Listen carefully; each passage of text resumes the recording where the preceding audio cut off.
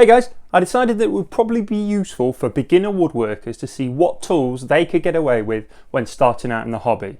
So I spent some time thinking about what 5 basic tools I would need if I were to build a simple end table as a first project. That's it. Now, to prove my point, I didn't want this to just be another list of tools with no proof that you can actually build something with them.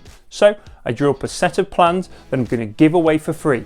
The link's in the description, and at the end of this video I'll link to the next one where I'll show you exactly how to build this table to show you how easy it is to do using just the 5 tools I'm going to go through now. Firstly, rest assured that I'm not going to be recommending large workshop machinery for your first set of woodworking tools, because a lot of these either take up too much space, money, or are just a bit too intimidating for people starting out. The tools I'm going to take you through are all easily available, and you can often find good quality ones for a fraction of the price in the second-hand marketplace, such as on Facebook. But I've left links in the description to give you a jumping off point for brand new ones if you go down that route. I'm going to preface this by assuming you have items like a pen or a pencil, a tape measure, that kind of thing. If you don't, why the hell not? Go out and buy some. Well, after you finish watching this video, of course. Then go out and buy them and come back and we'll build stuff. Let's do this. Woodworking is just cutting bits of wood into pieces and then putting those pieces back together. This is essentially how you make furniture and most other stuff out of wood. Therefore, your first tool will be something to cut that wood up. For this, I'd recommend a circular saw. If you can afford it, get yourself a battery powered one, as it's a lot more flexible and means you can cut your wood up in the DIY store car park if it doesn't fit in your car.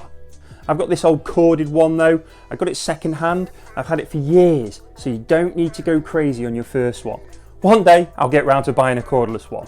Now, a circular saw has this little notch on the base plate which allows you to follow your pencil line to get a relatively straight cut, particularly on a shorter piece such as the 2x4, but if you want to get a properly straight line, you'll need some kind of a straight edge.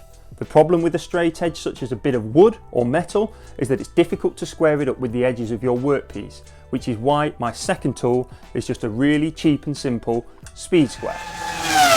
A speed square features this flat plate that hooks onto the edge of your wood and means you can run the base plate of your circular saw along the straight edge and easily get a perfectly straight line, or a standard 45 using the angled side. A couple more great things about having a speed square is that you can use it to ensure that your blade is square to the base plate, which will give you a nice straight cut. You can even use it to measure out angles. In order to mark out the angle, you just need to place it on your workpiece and pivot where it says, well, pivot, until you get the angle you need, and then you can mark your line and make the cut. Right, so you cut a piece of wood in a straight line. All that's left to be a real woodworker is to be able to put it back together again in a different position. For this, you're going to want to get a drill driver combo, or if you're feeling really fancy, you can get a dual set, which has a drill driver combo and an impact driver. I recently did a video comparing drills and impact drivers, so I'll link to that in the description for you to watch next. Now you've got your drill, you can screw the bits together to make stuff. You'll need to make sure that you have a drill bit, driver bit, and some screws. But as these are all consumables and form part of your drill driver, I figured I could get away with them as part of the drill and you guys wouldn't get too angry at me. Who does this guy think he is? The next tool is actually a nice to have rather than a necessity, but I think it'll help you to enjoy your woodworking slightly more, level up your project really quickly, and it'll help you to easily hide your fixings for a nicer look. Because of this, a pocket hole jig is my 4th recommendation. A great thing about this is that it helps you hide your fixings, which looks loads more professional and also means that you don't immediately need to buy yourself some clamps, as the screws can act as a clamp while the glue dries on your project. My recommendation is the Kreg 320, as it's the one I started out with and I can vouch for the quality and ease of use. However, there are a ton of jigs out there, so feel free to get one that suits you. I did a video on the Kreg 320 recently, so I'll link to that in the description for you as well. Lastly, to get the best finish, you'll likely want to give your projects a bit of a sanding down. As a result, my final tool recommendation is a random orbit sander. If you're using pre-planed wood, then you could delay getting one of these tools and simply run over it with a piece of sandpaper wrapped around a block of wood, or even just in your hand. Then invest in a sander when you can afford it, but it definitely makes sanding a more enjoyable experience if you've got the tool for it.